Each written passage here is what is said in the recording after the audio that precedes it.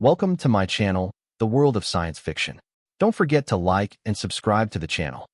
The air in containment block Gamma had the sterile bite of recycled oxygen and cold metal. It was a dead air, scrubbed of life and character, just like the moon it was pumped into. Kalen tasted it on his tongue, a flavorless film that was the constant companion to his days. He stood on the gantry, his gaze fixed on the shimmering cube of energy suspended in the center of the chamber. Inside it, the asset drifted in a state that was neither sleep nor wakefulness, a prisoner of physics.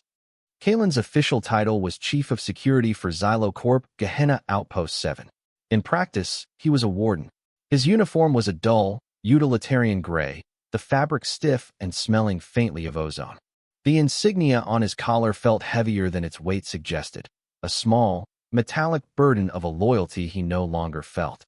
10 years in the corporate pacification fleet had scoured away any idealism, leaving behind only a hardened shell of duty and a profound weariness that settled deep in his bones. Gehenna was his last post, a retirement of sorts on a rock that God had forgotten to finish. The corporation called the asset Specimen 734. It had no official name, only a designation. To the miners and roughnecks who swapped ghost stories in the mess hall, it was the Glass Ghost or the Shard Witch. It had been found in a geode the size of a hab block, dormant and ancient. When they had cracked it open, it had awakened. The initial reports were a chaotic litany of shattered machinery and scrambled comms.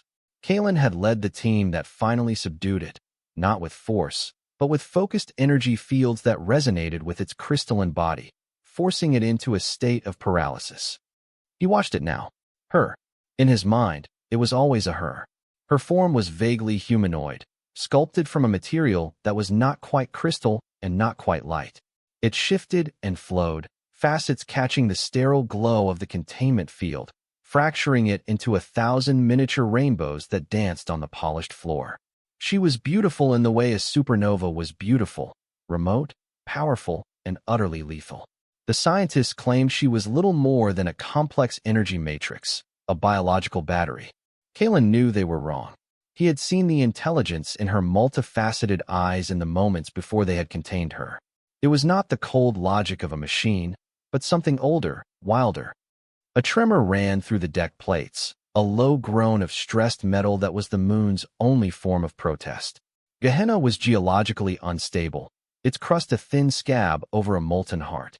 Xylocorp's deep core drills were a constant provocation, plunging miles into the rock in search of the exotic elements that made the corporation its trillions. The tremors were growing more frequent. Another one, stronger this time, caused the lights to flicker. On the central console, a red light blinked to life.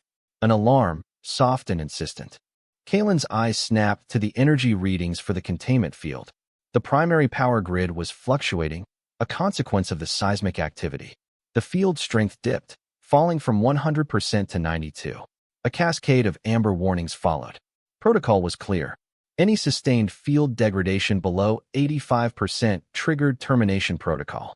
A focused plasma burst would be channeled into the cube, reducing the asset to superheated gas and fused silica. It was a simple, clean solution to a complex problem. The field strength dropped to 89%. Kalen's hand hovered over the comm panel. He should alert Warden Thrax. He should follow the procedure. It was his job. He had followed orders his entire life, even when they left a bitter taste of ash in his mouth. He remembered the smoke over Cygnus X-1, the silent screams he could still hear in the dead of the station's night. He had followed orders then, too. He looked back at the being in the cube. Her form was losing its cohesion, the light within her flickering like a dying candle. He imagined her pain, a silent scream of dissolving energy. He saw not an asset, not a specimen, but a living thing trapped in a cage of human design. The field dropped to 86%. The automated system began its countdown to termination. Something shifted inside him. A quiet, stubborn refusal. It was not a grand gesture of defiance, but a small, almost petty act of opposition to the cold, crushing logic of the machine he served. His fingers moved across a secondary panel, not the comms, but the auxiliary power routing controls. His clearance code slid through the system like a ghost. He bypassed 3 safety interlocks, his movements precise and economical from years of training. With a final keystroke, he diverted power from the dorsal sensor array, a non-essential system, directly into the containment field's capacitor bank. The energy readings stabilized. They climbed slowly, painfully, back to 90, then 95%. The red light on the console blinked out, replaced by a steady green. The termination countdown aborted. In the cube, the entity's form solidified. She turned her head, a slow, deliberate movement. Her eyes, 2 brilliant points of sapphire light, focused on him across the chamber. There was no sound, no transmission, but he felt it, a wave of something that was not quite gratitude, but acknowledgement. A connection, as thin and fragile as a spider's thread, had been spun in the sterile silence. And then the alarms began to scream. Not the soft, insistent chime of a system warning, but the harsh, grating shriek of a security breach. Red claxons bathed the containment chamber in a hellish, pulsing light. Kalen knew instantly. His power diversion had been logged. His unsanctioned access flagged. He had broken protocol. He had made a choice. The heavy blast door at the far end of the gantry hissed open. 2 security officers in full body armor stepped through, rifles raised. Behind them stood Voss, Thrax's zealous lieutenant. Voss's face was a mask of smug triumph, his eyes gleaming with a personal animosity he had never bothered to hide. He saw Kalen not as a superior, but as a relic, an obstacle to his own ambition. Kalen, Voss's voice crackled over the internal comms, dripping with false deference. Warden Thrax requests your immediate presence. Surrender your sidearm and come quietly. Kalen's hand rested on the grip of his pistol. He was a good soldier, but he was not a fool. He knew what a request from Thrax meant. He was cornered. His career was over. His life was likely forfeit. His gaze flickered back to the containment cube. He had saved her, but he had damned himself. He had one chance. A desperate, insane gamble. He turned back to the control panel, his fingers flying across the keys. He was not accessing power routing this time. He was accessing the field emitters themselves. The system screamed at him with warnings, demanding override codes he already knew. He was deactivating the cage. What is he doing? Voss shouted. Stop him. The armored guards advanced, their boots clanging on the metal gantry. Kalen input the final command. With a deafening hum that vibrated through the entire chamber, the shimmering walls of the energy cube dissolved into nothing. The being was free. A wave of raw power washed out from her, a palpable force that tasted of ozone and ancient starlight. The lights in the chamber exploded in a shower of sparks. The armored guards were thrown back against the wall, their systems shorting out. Kalen expected her to flee, to vanish into the station's superstructure. He had hoped for a distraction, a few precious seconds to escape. Instead, she drifted towards him. She stopped a few feet away, her radiant form casting long, dancing shadows in the emergency lighting. She tilted her head, a gesture of profound curiosity. Voss, recovering from the initial blast, raised his rifle. Kill them both. A bolt of plasma sizzled through the air where Kalen had been standing a moment before. He had dived behind the control console, the metal groaning as it absorbed the heat. He was trapped, but he was no longer alone. The crystalline entity, Lyra he now named her in his mind, moved between him and Voss. She raised a hand, and a shield of translucent, blue light solidified in the air before her, shimmering like a heat haze. Voss's next shot splashed harmlessly against it. She turned her sapphire eyes to Kalen. He felt a thought, not in words, but in pure intent, resonate in his skull. Come. He did not hesitate. He scrambled from behind the console and ran towards the maintenance hatch behind her. She moved with him, her shield deflecting a hail of plasma fire. The hatch was his only way out. It led to the labyrinthine service tunnels that honeycombed the outpost. It was a rat's maze, but it was better than a firing squad. He slammed his palm against the release panel. The hatch irised open into darkness. He glanced back. Lyra was holding her ground, her slender form a bulwark against Voss's rage. For a being of light and crystal, she possessed an impossible solidity. He saw Voss preparing to fire a microgrenade from his rifle's underbarrel. Move! Kalen yelled, a useless, guttural sound. She seemed to understand. As he plunged into the tunnel, she let the shield drop.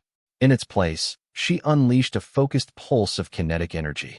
It wasn't a destructive blast, but a concussive wave that tore the rifles from the hands of Voss and his remaining men and sent them sprawling. Then, as silent as a phantom, she flowed into the tunnel behind Kalen, the hatch sealing shut behind them. The darkness was absolute.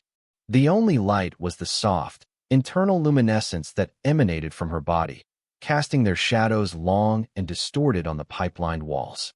The air was thick with the smell of lubricant and metallic dust. They were running, two unlikely fugitives, into the mechanical bowels of a dying moon. The hunt had begun.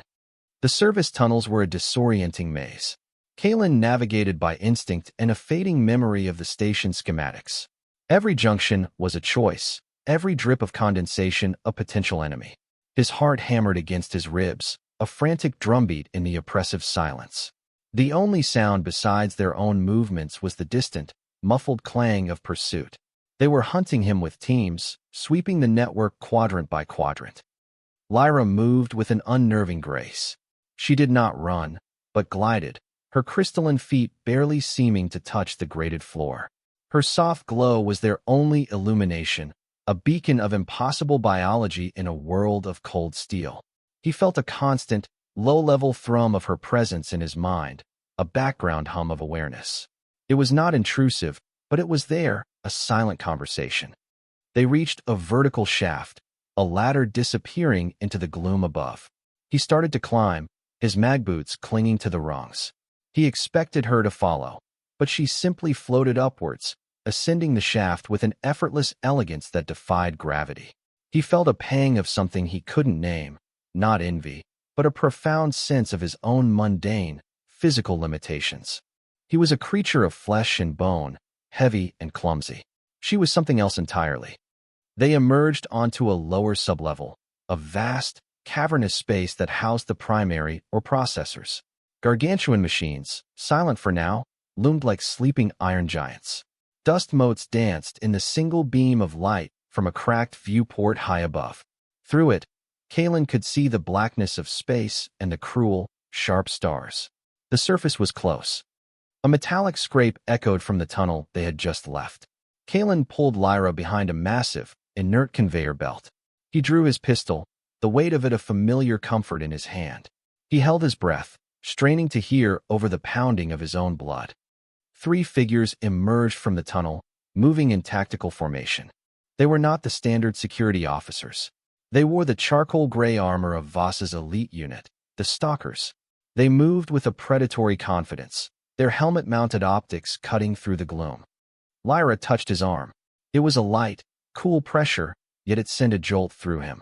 He felt a query in his mind, a question without words. Danger? He gave a slow, deliberate nod. The Stalkers fanned out, their rifles sweeping the area. One of them was approaching their position. Kalen's knuckles were white on the grip of his pistol. He could take one, maybe 2, but the third would get him. It was a losing fight. Before he could act, Lyra moved. She slipped from behind the conveyor belt, a silent, flowing shadow. She did not attack. She simply became a distraction. She allowed her inner light to flare, just for a second, a brilliant pulse of sapphire that drew the attention of all 3 soldiers. Target acquired. One of them barked into his comm, Sector Gamma 9. Moving to engage. They converged on her position, abandoning their careful search pattern. It was the opening Kalen needed. He moved from cover, his pistol up. He fired twice. The sound was deafening in the enclosed space. 2 precise shots, aimed at the unarmored joint between helmet and gorget. Both Stalkers dropped without a sound. The third spun around, his rifle spitting plasma. Kalen dived, a bolt of energy searing the air where his head had been. He landed hard, the impact jarring his teeth. The Stalker had him dead to rights. Then the air grew cold. Lyra was behind the soldier now. She placed a single, slender finger on the back of his armor. There was no flash, no sound. The Stalker simply froze. The light in his helmet optics flickered and died. He crumpled to the floor, his suit's power systems completely drained, the man inside unconscious but unharmed. Kalen pushed himself to his feet, his shoulder aching. He looked from the downed soldiers to Lyra. She had not killed them. She had simply turned them off. He felt a new level of awe, mixed with a healthy dose of fear. The corporation had fundamentally misunderstood what they had imprisoned. They had caged a storm and called it a battery. He knew they couldn't stay there. He pointed towards a heavy-duty airlock at the far end of the processing chamber. It was a secondary loading bay, used for shipping refined ore. It led directly to the surface. It was their only way out of the station. As they approached the airlock, the station's main comms system crackled to life. It wasn't the automated alarm this time. It was the voice of Warden Thrax, cold and resonant, amplified to fill every corner of the outpost. To the asset designated Kalen, Thrax began, his voice laced with a chilling calm. You have committed an act of treason. You have stolen corporate property of incalculable value. This will not be tolerated. Surrender now. The alternative is unpleasant. Kalen ignored him, working on the airlock's control panel. It was locked down, of course. He began to slice through the security protocols, his past as a fleet comms tech serving him well. I know you can hear me, Kalen, Thrax continued. You believe you are freeing a sentient being. You are mistaken. You are unleashing a pestilence, a weapon that you cannot control. I am offering you a final chance to rectify your mistake. The first lock disengaged with a heavy clunk. Kalen felt Lyra's presence behind him, a silent, watchful guardian. Very well. Thrax's voice lost its feigned reasonableness, replaced by a hard, cruel edge. Lieutenant Voss has been authorized to use lethal force. Not just against you, but against the asset. We will dissect it piece by piece to understand how you compromised its containment. Your compassion has signed its death warrant. The final lock disengaged. Kalen slammed the cycle button. The inner door hissed open. Beyond it lay the small depressurization chamber, and then the cold, empty vacuum of Gehenna's surface. He pulled Lyra inside with him, hitting the control to close the inner door. The outer door began to grind open. Kalen grabbed 2 emergency environment suits from their rack. He quickly sealed himself into one, the suit's internal systems coming online with a soft hum. He held the other out to Lyra. He had no idea if she needed one, if she could even survive in a vacuum. She looked at the suit, then at him. She touched the helmet's visor with one crystalline finger. A thought, clear as a bell, entered his mind. Not needed. She then placed her hand on his chest, over the suit's fabric. He felt a strange warmth spread through him, a shimmering, invisible field that enveloped his entire body. It felt like a second skin, weightless and strong. He understood. She was protecting him. It was the first true act of mutual protection, a silent promise in the face of the void. The outer door opened fully. The surface of Gehenna stretched out before them, a landscape of breathtaking desolation. The ground was a fine, gray dust, almost black under the harsh glare of a distant, blue-white star. Jagged mountains of obsidian clawed at the black sky, and in the distance, the colossal superstructure of the deep core drill scarred the horizon. There was no wind, no sound, only a profound and absolute silence. They stepped out onto the surface. The silence was a physical presence, pressing in on him. Above, the starfield was a spray of diamond dust, unobscured by any atmosphere. It was terrifyingly beautiful. He saw movement in the sky. 2 skimmers, corporate pursuit craft, lifting off from the main outpost and banking towards their position. Lyra pointed towards the Obsidian Mountains. A direction, a destination. He did not question it. He simply ran, his boots kicking up clouds of fine, gray dust that hung in the vacuum for an unervingly long time before settling. She floated alongside him, a being of light against the crushing darkness. They were a man and a ghost, fleeing across the face of a dead world, with the wrath of a corporation at their heels. The skimmers closed the distance with terrifying speed.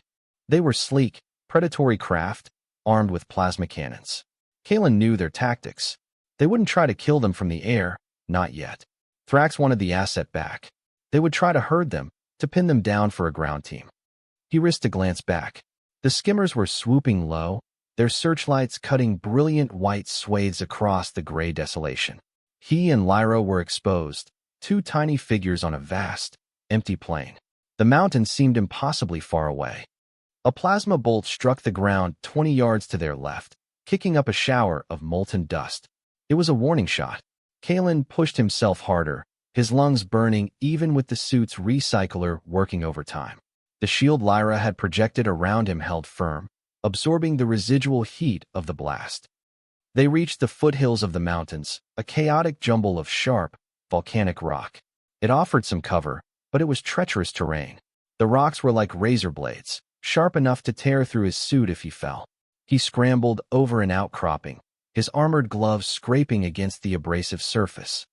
One of the skimmers hovered directly above them, its ventral hatch opening. Four stalkers began to rappel down on grav lines.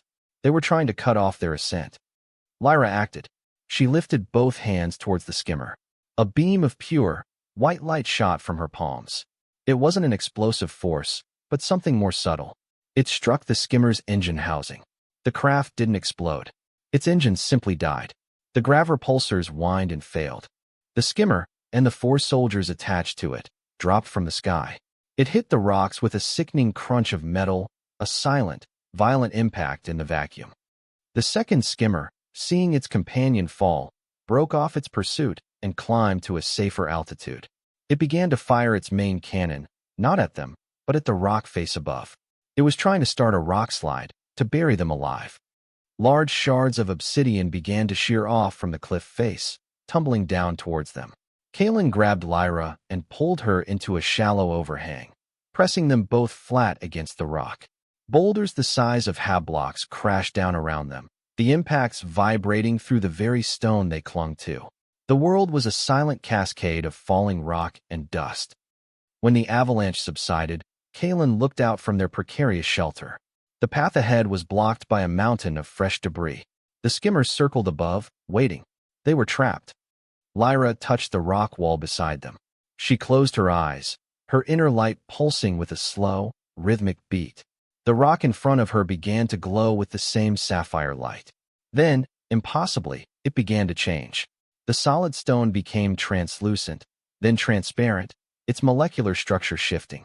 It did not melt or break. It simply yielded. She had opened a path, a tunnel through the heart of the mountain itself. She looked at him, her expression unreadable but the intent clear. This way. He followed her into the newly formed tunnel. The rock sealed behind them, plunging them into a darkness that was absolute, save for her own gentle radiance. They were inside the moon now, traveling through a path of her own making, a path that no human could have conceived. The shared ordeal was forging a bond between them stronger than any words, a reliance built in the silent crucible of pursuit and survival. The tunnel she had created was not rough-hewn, but smooth, as if polished by a river over millennia. It sloped gently downwards, leading them deeper into the geological heart of Gehenna. The air, Kalen noted as his suit's sensors sampled it, was thin but breathable, with a strange, metallic tang. Lyra's light was the only thing that kept the claustrophobic darkness at bay. They journeyed for what felt like hours. The silence was different here, deeper, more profound. It was the silence of ages, of rock that had not seen light since its formation. Kalen's initial fear gave way to a strange sense of peace. The pursuit felt distant, a problem for another world. Here, in the dark, there was only the steady presence of his companion and the slow rhythm of his own breathing. The tunnel eventually opened into a vast cavern, a geode of unimaginable scale. The walls were lined with crystals, each one as tall as a skyscraper. They pulsed with a soft, internal light, a symphony of soft blues, violets, and greens. The cavern was a hidden cathedral of geology, and in its center, a single, massive crystal rose from the floor, its peak lost in the darkness above. The air hummed with a low, resonant frequency, a sound that Kalen felt more in his bones than his ears. This was her destination. This was her sanctuary. Lyra drifted towards the central crystal. She placed her hand upon its surface, and the entire cavern flared with light. Images, sharp and vivid, flooded Kalen's mind. It was not a psychic attack, but a broadcast, a story told in pure sensory data. He saw Gehenna not as a dead rock, but as a vibrant, living world. He saw Lyra's people, the Sylvans, beings of light and energy like her, living in symbiosis with the moon. They were not its inhabitants. They were its consciousness, its guardians. The moon itself was a dormant celestial intelligence, a mind of planetary scale, dreaming in a sleep that had lasted for eons. He saw the arrival of Xylocorp. He saw the drills, like vicious steel needles, plunging into the moon's flesh. He felt the moon's pain, a slow, grinding agony as its lifeblood was siphoned away. The mining was not just killing the moon, it was driving it mad. The seismic tremors were not natural geological phenomena. They were seizures, the death throes of a god. Then he saw Warden Thrax. He saw the man in his command center, looking at data streams that showed the biological nature of the moon's core. Thrax knew. He had always known. He was not just a miner. He was a vivisectionist. He sought to capture the moon's dying heart, to weaponize its agony into an unimaginable power source. Lyra and her people were the last remnants of its immune system, and he was methodically exterminating them. The vision faded, leaving Kalen breathless and shaking. The entire conflict had been reframed. This wasn't about a stolen asset. It was about genocide. It was about the murder of a world. He looked at Thrax not as a corporate warden, but as a monster cloaked in a uniform. For the first time since the war, Kalen felt a cause. He had a reason to fight that went beyond his own survival. He walked towards the central crystal, his boots crunching on the crystalline floor. He reached out and placed his own hand on its surface. The crystal responded to his touch. It did not show him the past of the moon, but his own. The memory he had suppressed for a decade flooded back with brutal clarity. The fires on Cygnus X-1. He was a young officer, leading a platoon. His orders were to secure a civilian sector during an insurrection. The intelligence was wrong. The sector wasn't a rebel stronghold. It was a refugee camp. He had seen the women and children. Protocol demanded he call in an artillery strike on the designated coordinates. He had argued, questioned the order. His commander had been clear. Follow the damn order, Lieutenant, and he had. The memory of the falling shells, the screams cut short, the smell of burning shelters. It was a scar on his soul, a wound that had never healed. He felt a presence beside him. Lyra was watching the vision play out, not as an intruder, but as a silent witness. He did not pull his hand away. He let her see it all, the shame, the guilt, the self-loathing that had defined his life ever since. He was showing her his own deep, internal wound. When the vision ended, he slumped against the crystal, the weight of the memory crushing him. Lyra reached out and placed her hand over his. Her touch was cool and steady. She did not offer pity or absolution. Instead, she shared something of her own. A new vision filled his mind, this time from her perspective. He felt the violent shock of the mining explosion that had cracked open her hibernation chamber. He felt the searing pain of the containment fields, the confusion, the terror. He experienced the loneliness of her imprisonment, the endless, silent days in the energy cube, the sterile hum of the machinery, a constant torment. He felt her scar, the pain of being torn from her home, from the collective consciousness of her people and her world. In that moment, a profound understanding passed between them. They were both survivors of wars they had not chosen, both scarred by the cold, unthinking cruelty of systems that valued power over life. He was a disgraced soldier, she a captive guardian. Their pain, though different in origin, resonated with the same frequency of loss.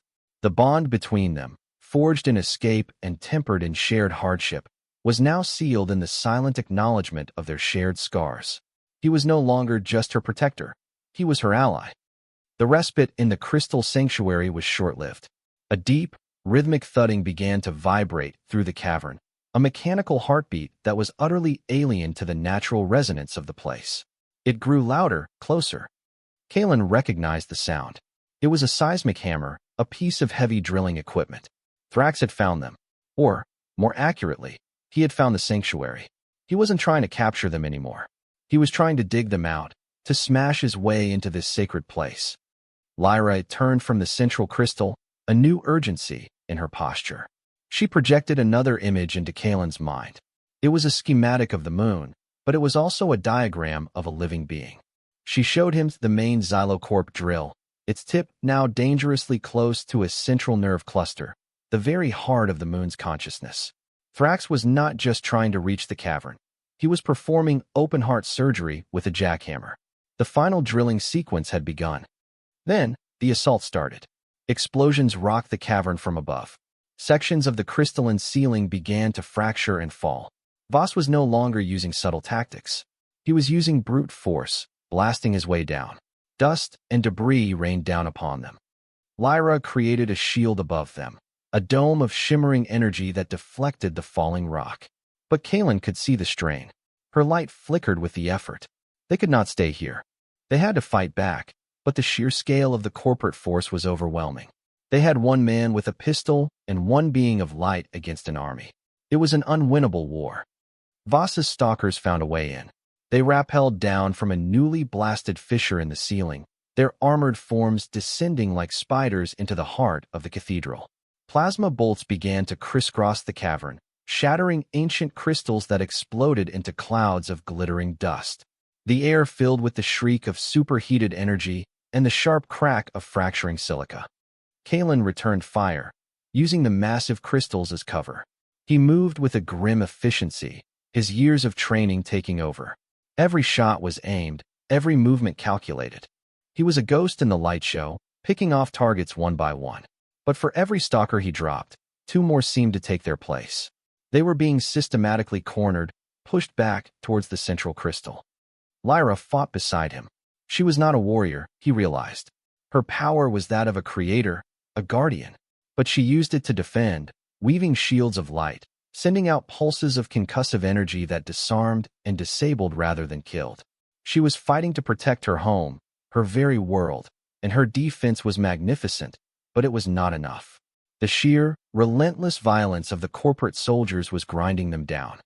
Voss himself appeared on a ledge above them, a heavy plasma repeater in his hands. "Kaelin," he bellowed, his voice amplified by his helmet.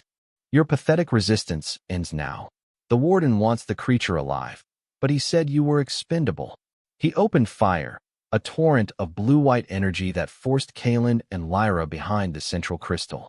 The ancient monolith groaned as the plasma bolts gouged molten scars into its surface. The entire cavern trembled under the assault. They were pinned down, with nowhere left to run. In the brief lull as Voss's weapon cooled, Lyra turned to Kaelin. She pressed her hand against the wounded crystal. Her expression was one of profound sorrow, but also of resolute purpose. She showed him the final truth, the last, desperate solution. The vision was not of war, but of healing. She showed him the moon's core, the nexus of its consciousness, now flickering like a dying ember. It could be reignited, healed. But it needed a new spark, a new regulator. The Sylvans had acted as a collective consciousness, a symbiotic partner to the moon's mind. With them gone, the moon was alone, lost in a fever dream of pain. It needed a new partner. The vision sharpened. She showed him the interface, the point where the main drill was about to break through. It was a conduit to the core. A mind, a conscious will, could merge with the moon through that conduit. It could become the moon's new consciousness, its guardian, its soul. The process would be irreversible. It would mean the end of individual identity, a dissolution of self into something vast, ancient, and eternal. It was not death, but a transformation so profound as to be indistinguishable from it. She showed him why she could not do it alone. Her people, the Sylvans, were beings of energy. The moon's core was a matrix of crystal and raw life force. They needed a bridge, a catalyst to bond the two. They needed a biological component, a mind born of flesh and blood, to anchor the spirit of light to the body of stone. The impossible choice was laid bare. To save Gehenna, someone had to make the ultimate sacrifice. Someone had to become a living part of the world, a silent, eternal prisoner, and a savior all at once. The conflict could be ended, not by domination, but by submission, by one soul becoming the soul of a world. The plasma barrage from Voss resumed, shaking Kaelin from the vision. He looked at Lyra, the truth of her revelation settling upon him like a shroud.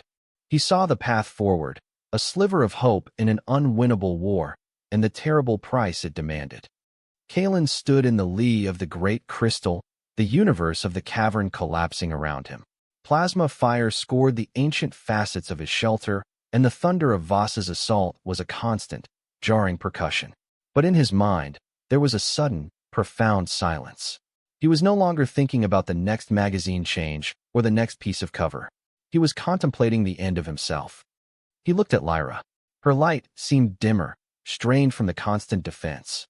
Yet, her sapphire eyes were fixed on him, not with expectation, but with a deep, shared sorrow. She had not asked this of him. She had simply shown him the truth, the one path that did not end in the utter annihilation of her world. He thought of his life, a string of years spent following orders, serving causes he barely believed in, for corporations that saw him as nothing more than a number on a payroll. He had traded his morality for a steady paycheck and a clean uniform. The scar on his soul from Cygnus X.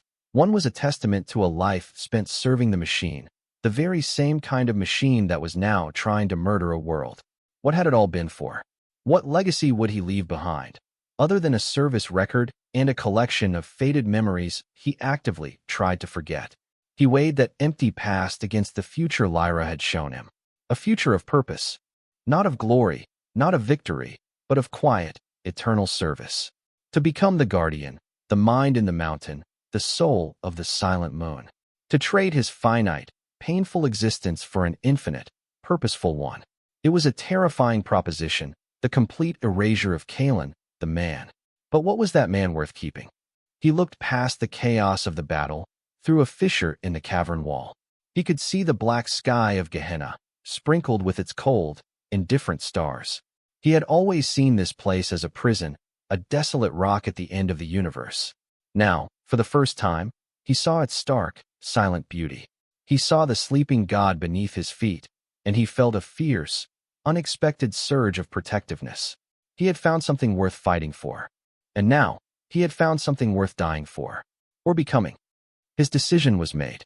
It settled not with a crash, but with a quiet click, a piece of his soul locking into its final place. There was no fear, only a strange, calm resignation. A sense of rightness that he had not felt in over a decade. He pushed away from the central crystal, stepping out from behind its cover. The plasma fire ceased for a moment as Voss and his men registered the move. Kalen ignored them. He walked towards Lyra, his movements calm and deliberate. He did not speak. There were no words for this. He simply reached out and placed his hand on her shoulder. He looked into her multifaceted eyes and gave a single, slow nod. I will do it. He felt her response, a wave of immense, heartbreaking sadness, but also of profound gratitude. A tear, a single drop of liquid light, formed in the corner of her eye and traced a glowing path down her crystalline cheek. She raised her hand and gently touched the side of his face. Her touch was not just a physical sensation, it was a farewell. In that brief contact, she conveyed her respect, her sorrow, and her promise that his sacrifice would not be forgotten. He was no longer just an ally. He was their chosen one, their final, desperate hope. The acceptance was complete.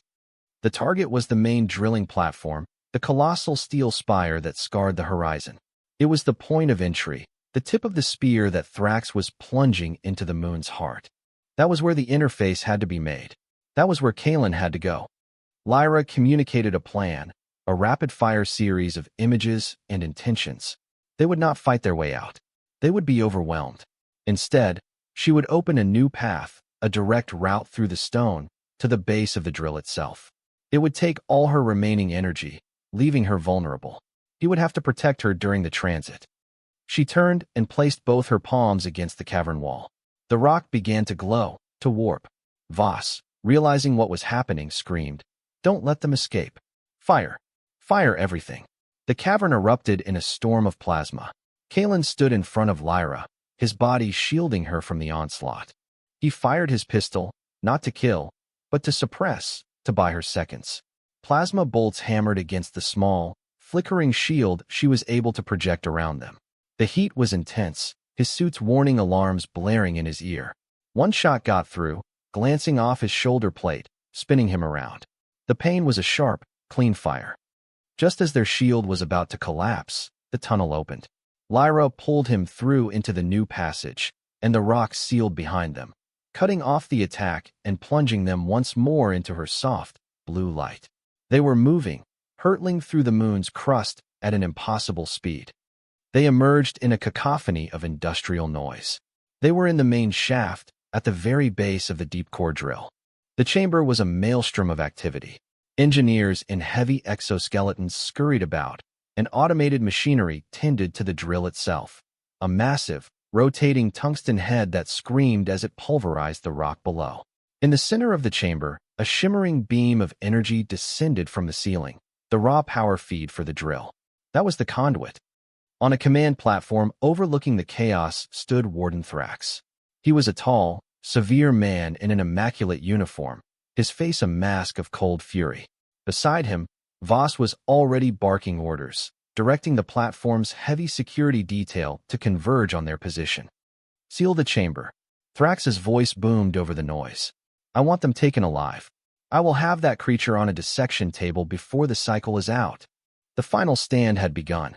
Lyra, weakened, could only manage small, defensive shields. The fight fell to Kalen. He moved through the industrial chaos like a wraith, his years of combat experience a deadly ballet. He used the machinery as cover, the noise and steam as camouflage. He was no longer just a security chief. He was an insurgent, a righteous warrior fighting for the soul of a world. He fought his way towards the central conduit, towards his destiny. He disabled the exoskeletons by targeting their power cores and took down the guards with the cold precision of a veteran. But they were too many. He was being overwhelmed. Then Voss entered the fray. He leapt down from the command platform, a 9-inch vibroblade humming in his hand. He had discarded his rifle, seeking a more personal conclusion. His face, now visible without his helmet, was contorted with hate. You were always a relic, Kalen, he snarled, circling him. A sentimental old fool. I'm going to enjoy retiring you permanently. They clashed, steel against humming-blade. Voss was younger, stronger, fueled by ambition and rage. But Kalen was more experienced, more desperate. He fought with the grim determination of a man who had already accepted his own end. Their fight was brutal and short, a whirlwind of blocks, parries, and strikes amidst the screaming machinery. Kalen took a deep cut to his leg and another across his ribs, but he found his opening. He disarmed Voss with a twist of his wrist and drove the hilt of his own knife into the man's temple. Voss crumpled, his personal war finally over. Kalen stumbled towards the power conduit, his vision blurring from pain and exhaustion. Thrax stood before it, a plasma pistol in his hand, his last line of defense. Lyra intercepted him, throwing up a final, desperate shield between Thrax and Kalen. The warden fired again and again, the shield cracking under the barrage. You have no idea what you're doing. Thrax screamed, his composure finally breaking. This is power. The power to change the galaxy. You are throwing it away for a rock and a ghost. Kalen reached the conduit. It was a column of pure, blinding energy. He knew what he had to do. He looked back at Lyra one last time. Her shield was failing, but her eyes were locked on his, urging him on. He gave her a faint, bloody smile. Thrax's weapon overloaded Lyra's shield, and it shattered. He leveled the pistol at Kalen's back. It's over. A woman's voice, cold and sharp, cut through the noise. But it wasn't Lyra. It was Voss's second-in-command, a stalker captain, standing on the gantry. She pointed her blade at Kalen's back. Any last words, traitor? Kalen looked at her, then at the conduit. He smiled, a genuine, peaceful expression. Count backward, he said. And he threw himself into the light. The moment his body touched the energy stream, the world dissolved. Pain was the first sensation, a fire that consumed every cell of his being, burning away flesh and bone and memory. But then it was gone. His consciousness, untethered from its physical form, exploded outwards. He was no longer Kalen. He was a point of awareness in a sea of raw information. He felt the moon. He felt its crust, its mantle, its molten core. He felt the ancient, sleeping mind, and he reached out to it, not as a conqueror, but as a partner. He felt it stir, responding to his presence. Their minds touched, merged, became one. His fleeting human consciousness became the anchor for an intelligence that measured its thoughts in geological time. He was the moon. And he was awake. His first act as a planetary consciousness was to reject the parasite. The deep core drill was crushed, its tungsten head ground to dust by shifting rock. The entire drilling platform tore loose from its moorings, the structure twisted into scrap metal by a localized gravity fluctuation. The power that had fed the drill was cut off, and a wave of pure, silent energy washed over the surface of the moon. Every piece of Xylocorp technology went dead. Skimmers fell from the sky. The lights in the outpost went out. The weapons in the hands of the soldiers became inert chunks of metal. The war was over, not with a final, glorious battle, but with a profound, system-wide silence. Thrax, standing on his now powerless platform, could only stare in impotent fury as his empire of steel was neutralized by the very rock he had sought to enslave. The lights went out. 10 years later, Gehenna was no longer gray. From orbit, it was a world of soft blues and nascent greens. A thin, breathable atmosphere now clung to its surface, a gift from the conscious mind that now guided its terraforming. The violent seismic tremors were gone, replaced by a slow, rhythmic pulse that emanated from the moon's core, a planetary heartbeat that was felt by all who visited. The world was at peace, a protected sanctuary under the jurisdiction of a new galactic treaty that recognized planetary sentience. Xylocorp, crippled by the financial and political fallout of the Gehenna incident, had collapsed into bankruptcy and scandal. On the surface, in the great crystal cavern, Lyra stood before the central monolith. Her people had returned, drawn back to the newly awakened song of their world. They moved through the crystalline forests that now grew on the surface, silent and graceful, guardians once more. The cavern was no longer a hidden refuge. It was a shrine, the most sacred place on the moon. The central crystal no longer pulsed with a symphony of colors. It now glowed with a single, steady, soft white light. It was calm, constant, and aware. It was the heart of the Guardian. Lyra reached out and placed her hand on its surface. She felt him. He was not Kalen anymore. That name, that identity, had been the vessel, the seed that had been sacrificed to grow this new, vast consciousness. But the core of him remained, his courage, his capacity for compassion, his will to protect. He was the silent watcher, the mind in the mountain, the soul of the world. His sacrifice had not been an end, but a transformation into a symbol of enduring, somber peace. She did not speak, but sent her thoughts, her gratitude, into the crystal.